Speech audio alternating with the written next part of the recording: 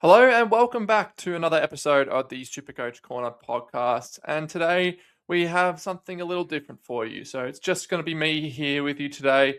My name's Darcy, and I'm going to be reviewing all things unofficial practice matches. So I had to sit down and endure the grueling footage that was the 9 practice matches that happened last week from Monday through to Saturday. Filmed from the car park. It wasn't great watching. The stats were limited, but shout out to the Keeper League, who did do a lot of the stats out there and publish them online. So it's always good to have a few numbers, but a lot of this will just be eye test, sort of gauging players' roles, how their team's sort of structured, and if there's someone that we can look at and maybe watch a little bit more in the upcoming practice matches. Firstly, we'd like to kick off just to shout out our Unlimited League. And we do have some cash leagues still available as well. So just head to our socials. We do have all types of socials. You name it, we've got it. So reach out. If you have any questions regarding them or anything Supercoach related, shoot us a message and we're more than happy to help out. But without further ado, we will jump straight into it. Starting with all the way back last Monday was the Hawks and the Cats. And look, we were dying out for some footy and some Supercoach intel, but unfortunately, it probably was the least relevant Supercoach game to kick us off. So, from the Hawthorn side of things, Connor McDonald was someone who this preseason has had a lot of hype. Rumours of him pushing into that midfield and getting his hands on the footy a little bit more. Obviously, Hawthorn are crying out for another midfielder. Is he going to be that man? He looked to have that role a little bit on Monday. So he had 24 touches, played through the midfield and across half forward. So I don't think it's going to be a full-time CBA midfield that you'd be hoping for, but I definitely think that those CBA numbers will increase from years gone by, and it's definitely an option going forward. But I'd like to watch that this week and just see how he goes there. Sam Butler, just less than 200k. So he had just the 12 touches, kicked 2 goals. He looked good. But there was, some hope that he might have got that midfield role for Hawthorn. It didn't really eventuate. Was playing more that small forward role. It is at that elevated price. So I think this year, especially compared to other years, we've got an abundance of really good rookies to choose from, and guys who I think have really high ceilings. I don't really want to be spending 190k on a guy who's probably just going to be playing small forward. So he's one that I'm more than happy to let through to the keeper. From a Geelong side of things, it just gets thinner and thinner, really. Tanner Bruin was one that we were really, really excited to watch last Monday and see, is he going to have that half-back role? Is he going to play through the guts? What's he going to look like? And then, in classic Geelong fashion, he was laid out. So, unfortunately, we didn't get to watch him, but he'll be, fingers crossed, in action tomorrow night against Carlton. So, we can watch that there. Look, the only other main takeaway from Geelong was that Sam Coney was their main ruck. But I think a lot of people got killed by him last year. I don't think we get sucked into that trap again. So I think he's not super coach relevant this year. Moving to the next game was Brisbane and Carlton. And a lot of Carlton supporters now buying their premiership, their grand final tickets. So I think they're breeding into this preseason win more than they maybe should be, but they looked good, and there was a few players who really stood out, a few inclusions to this side who might help them push towards September action. Starting out from a Brisbane side of things, Kitty Coleman was in close to everyone's team when Team Picker started, hoping he'd come back and kick off exactly where he left off in that 2023 grand final, but not the case in terms of the role. So we had heard in the last couple of weeks he's sort of moved to that half forward role. He looks good. He honestly is a really classy footballer, and I think there's scope for him still in our teams. At 230k, it is a low risk.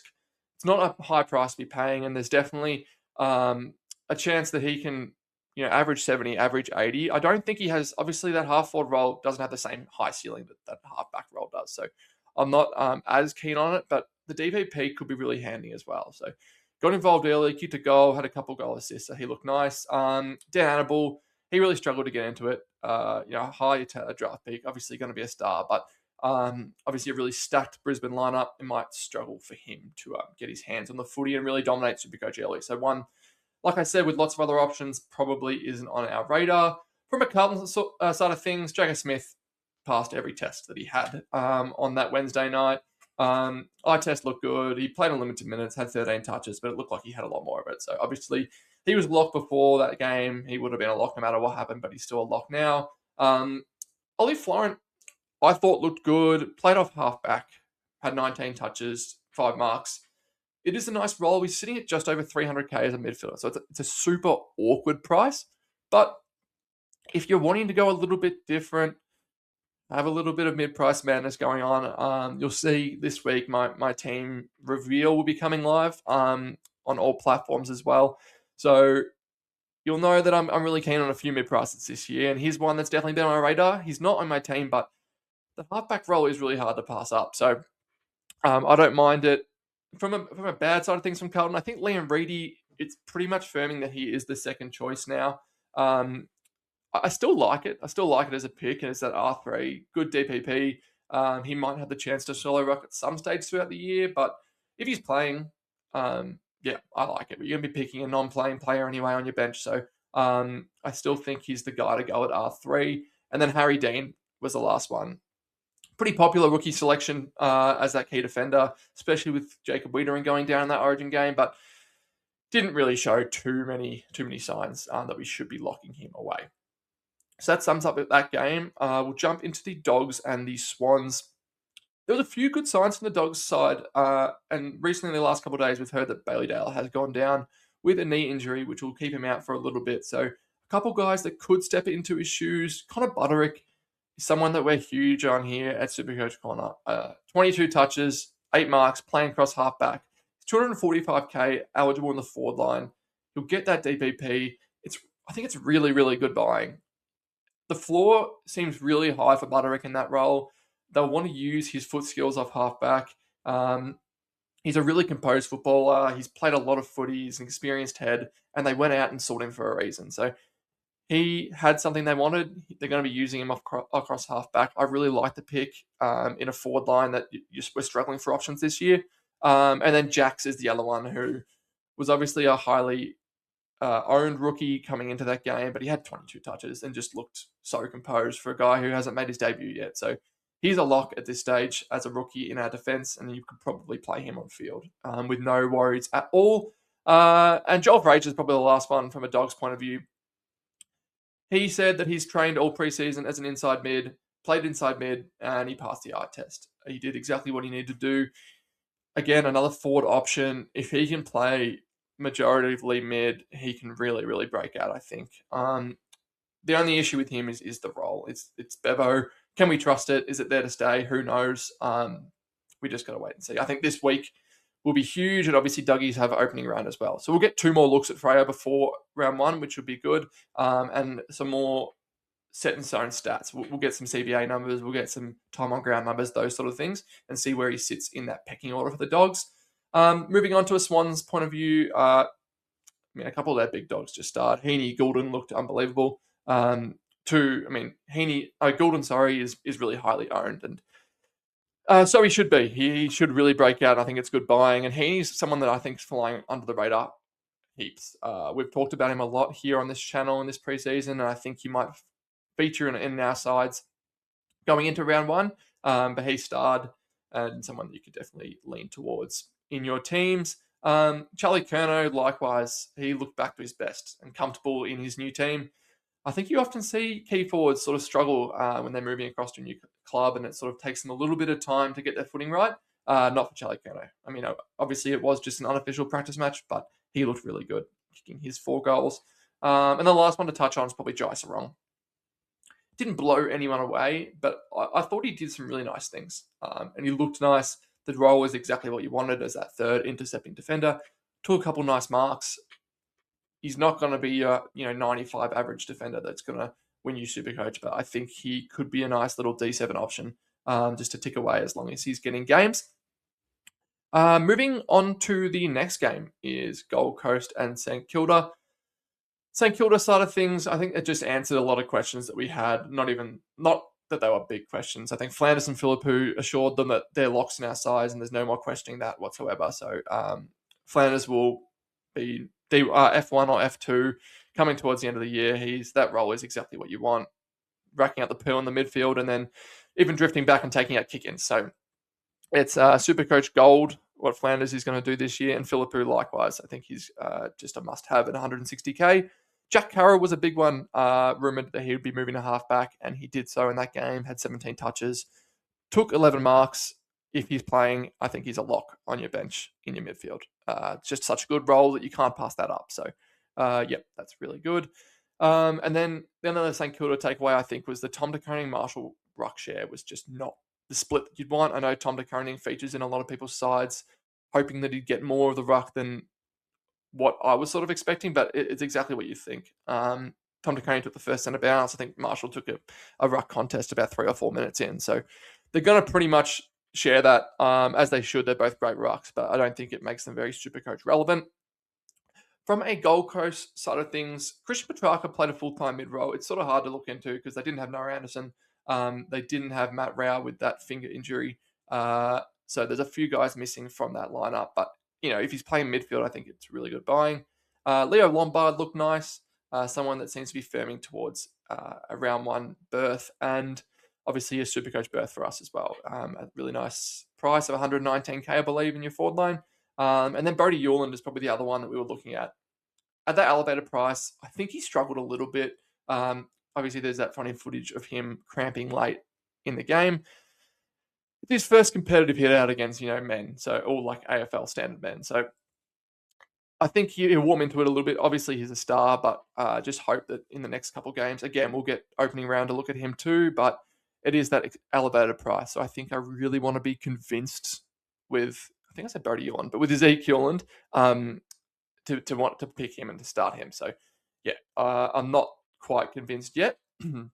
But we'll move now into Essendon and Richmond, where there's definitely some SuperCoach relevance going into this game. Obviously, these practice matches, we're looking at rookies mainly and roles and where they fit. So, a couple of Essendon rookies. I'll start with Richmond rookies who really showed to us that they have what it takes. Sam Grill, he's a lock now, I think.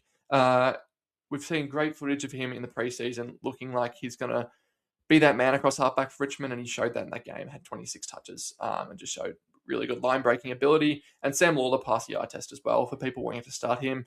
Played the midfield, exactly what you wanted. The role was there. He only played about a quarter and a half, played a half of footy on limited minutes. So he didn't get a good crack at it, but he had 8 touches and did exactly what you'd want. Taj Houghton, likewise, he was involved a lot as a half forward, pushing up the ground a lot, getting his hands on the footy, and then got his go in the centre bounce as well and looked good there too. So he had 15 touches, kicked a nice goal.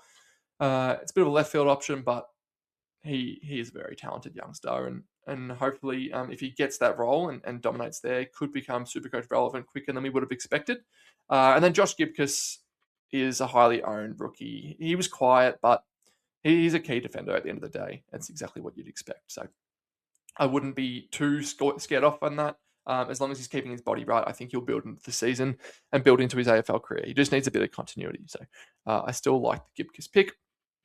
Moving across to an Essendon side of things, Archie Roberts played through the midfield, played across halfback, as you'd expect, and he looked good, racked up a lot of the footy. I think he had close to 30 touches in the end. So that's exactly what you want if you're looking for him as a sort of a point of difference.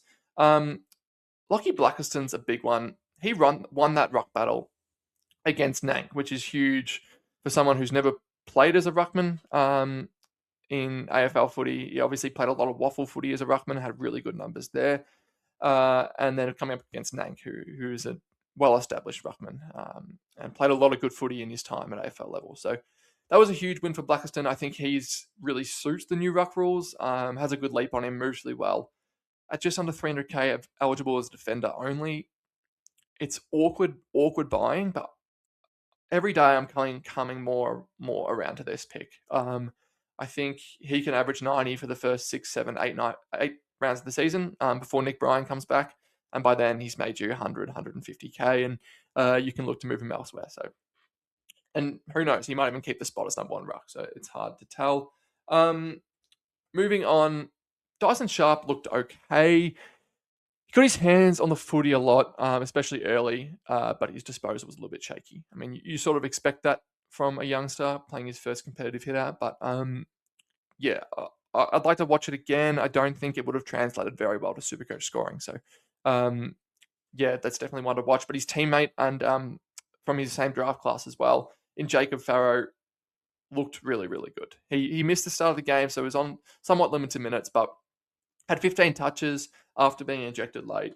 Just looked classy as. He's a good kick. Got likened to Jordan Dawson throughout his draft year, and you saw that last week as well. So he's a classy kick. Good kicking is good super coach. So from all reports, Essendon supporters are saying he's pretty much a lock for round one now. And if that's the case, I think he's a lock on our Supercoach side. I know he's at that elevated price, but defensive mid DBP is huge. I think he'll take some kickers, which is massive, and he's a good kick. And yeah, that'll just translate to good Supercoach scores. So I really love that. In terms of the next game, we'll move on to that one in terms of Collingwood and GWS. Collingwood, not huge Supercoach relevance this year. John DeGoey, though, on the other hand, I think he has scope to be a good starting pick. And that sort of translated on Friday. So he played the first half as a full-time mid, had 12 disposals and kicked a goal. He looked good. The role's definitely there. The issue is there was no Ned Long, no Nick Dacos, no Josh Dacos. So we're probably the three big midfielders for Collingwood this year. Few rumours that DeGoey will be spending a little bit more time forward. So it was sort of hard for him to do so on Friday, seeing as we had no other midfielders. So I think this week an opening round would be huge for DeGoey and just see what that role actually is. Is he going to be a full-time mid? Is it going to be more of a 50-50 split? Who knows? Because with DeGoey, you're going to need to be 100% sure. He has shown inconsistency in the past. He has shown bad body issues. So I know he's had a full preseason for the first time in forever, but wait and see with him. Ron Steele's the other one. He looked really good. 18 disposals, 2 goals. Has really good job security. I think he's locked away on that wing for Collingwood for the first half of the year at least. 196k. It's expensive buying, but if you're looking for a nice 70s guy, he could be a man. I think the job security's there is good. From a GWS side of things, Clayton Oliver looked dominant. I hate to say it because if you've watched our episodes this year, I've been against Clayton Oliver, but he just looked unreal. So it was against, like I said, a weak Collingwood midfield, but he just had his way in there. So it would be interesting to see how that translates to the next couple of practice matches in the opening round and see if he can continue that. And once Cornelio, Toby Green, Finn Callaghan join him in that midfield, does that hinder him? Does that help him a little bit? It'd be really interesting to see because the guy who got benefited from those guys not playing was Harry Rowston, who joined Clary in the midfield. And again, had that midfield role on lock. He did it towards the end of last year and looked good. And had 26 touches last week, also looked good. Not for me. I think, like I said, with no Cornelio, no Toby Green, no Finn Callaghan, it's not. I don't think that role is going to be there. Like he was mainly playing midfield on the weekend. I think he's going to be that 30-40% guy. So at just under 300k, I think there's probably better buying out there. Moving on to the last few games. Melbourne v North is the next one. The D's had their way over North Melbourne. I'll just go through a few of these. Cozzy looked incredible. We know that. I think he's pretty much firming as a lock in most people's sides now. So if you don't have him, I think at just under 500k, it's unbelievable buying. His cousin in Latrell Pickett looked really, really good. So he wasn't firming on anyone's radar, but he's just climbed and climbed and looked really good last week. I expect him to play early. I expect him to do a really good job for Melbourne. He pushes up the ground a lot. I don't think he's going to be that deep small forward that you sort of expect. So whether that translates to good Supercoach scoring, we're going to have to wait and see. But I really, really liked him. Jack Steele looked nice. Had played full-time mid, as would expect, and had 21 touches. Harvey Langford had 23. Had a mix of midfield and wing. So attended some CBAs, but also started some CBAs on the wing. I don't love it. I know a lot of people are keen on him. I think he's a star, but I don't want him playing wing. And it looks like there's going to be a little bit of that, which is unfortunate. Xavier Taylor played very little game time. I just think he's not going to be filming for that one-round debut, and there's better options, especially in defence. And then the last one from Melbourne, just to keep an eye on, Xavier Lindsay. We had him in our teams last year at 280k, took kickouts, has moved to halfback. So I think that's really interesting role change, and you know how much we love a halfback here. So if you can get those cheap kicks, it could be really interesting moving forward. from a North Melbourne point of view, yeah, they really struggled. Not much to take from this. Finn O'Sullivan played inside mid and looked really, really nice. It's, again, more another guy at a very awkward price at just over 300k. Has got the defensive mids DVP, though, which is a nice win for him. So, yeah, keep an eye on him in the next game. But, yeah, I think there's better options around that price, unfortunately. And if you listen to the channel, you know how much I love Luke Davies-Uniacke. I've always got an eye on him every time I'm watching a North Melbourne game, and he looks really good. So at 520k, if this is finally his year, it's good buying. But I know we've been saying that for 4 or 5 years now, and he's just yet to break into that next category of midfielder. So, yeah, I don't think it's going to happen again, but I'd be a very happy man if it did. And then the last thing from a North Melbourne point of view, the new ruck rules, Tristan Sherry seemed to be beaten a lot in that centre bounce, especially. So he was getting jumped over by Max Heath, who has very limited AFL experience, let alone AFL ruck experience. So I think his SuperCoach scoring would have taken a hit if there was scoring in this game. So again, we'll get SuperCoach scores in the official practice matches. So it's just, well, let's wait and see there. Moving into the last couple of games, we've got Adelaide and Port Adelaide. From a Port Adelaide centre things, Rosie played halfback, played really well. It's a role that we wanted, so we're happy with that. Todd Marshall didn't blow anyone away, just played the second half only and only had 2 touches. So the role was there, played off halfback, but, didn't do much with it. So fingers crossed he can get his hands on the footy a little bit more in the next couple of weeks. Miles Bergman, likewise, didn't blow anyone away, but the role's definitely there. So if you're that way inclined, I don't think there was anything to scare you off Miles Bergman. I think you got exactly what you'd hope there. Will Brodie, though, he was quiet, playing in limited minutes, as Brodie usually does. But yeah, he was quiet, didn't get much of the footy. So a bit of alarm bells there. The only good thing is that, good thing for him and SuperCoach, but not for the wider football community, is Jason Horne-Francis' injury. So I think, I don't know how long he's out for, but that could help Brodie. With Wines out suspended, Horne-Francis injured, could be good buying and hopefully gets a few games to prove himself to start the season. From an Adelaide point of view, Riley Philthorpe kicked 5 goals, played as an inside mid at some stages, attending CBAs. So that's interesting. Good point of difference up forward, but you're going to have to really, really like that pick to start it. I don't think he's going to be playing many CBAs come season start. So might have just been something they were experimenting with. McAndrew was probably the main talking point out of the unofficial practice matches. Got the nod ahead of Riley O'Brien, won the ruck battle against Vicentini, had 13 touches, 18 hit-outs, and I think he's firming as a lot of people's are too now. So he's definitely mine at this stage, just with a lot of question marks around the ruck formation in general. He is one that I think is just a safe bet to be able to take at R2. And then the last one from a Adelaide point of view is Chase Jones, 119k as a midfielder, had 18 touches and 4 marks on that wing. From all reports coming out of the Adelaide camp, he's pretty much got that wing role on lock. So if that's the case, I know we had Patrick Rechko, who I didn't touch on from the Richmond point of view, but he only played the second half and doesn't seem to be as favoured. Chase Jones, that same sort of buying and with heaps more AFL experience under his belt. So yeah, I like that. I think it just seems like he's going to be taking over Dan Curtin's wing, which that's got long job security in terms of Dan Curtin's not back till mid-year. I want to see it and make sure that he is playing, but I really like that buying now. He's definitely skyrocketed his way into my calculations. And then the last game was the Derby or the Derby, however you'd like to call it. Honestly, I actually didn't write any notes on this game. I don't know why I missed it, but I'll pre-rain off the top of my head. From a West Coast point of view, Harley Reid, I think similarly to Bergman, if you're hot on Harley Reid, he wouldn't have scared you off at all. He did exactly what you want. The role was there, played full-time mid on somewhat limited minutes, but it looked really good. He is ferocious at the ball. He's tackling harder than I've ever seen him tackle. So I think that raises his floor even more. Obviously, his scores last year were heavily impacted by his free kicks. So if he can tidy that up, add a couple more disposals to his game and those few tackles, I think he can really push and be a really good buy. So I like Harley Reid.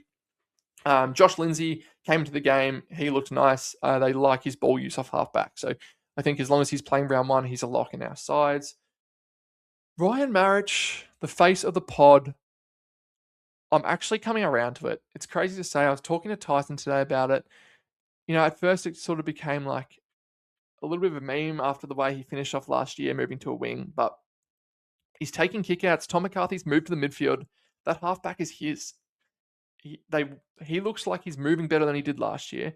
He's had a full preseason, which seems like training as a defender, taking kickouts, using his foot skills off halfback. At 460k, I think it's really, really good buying.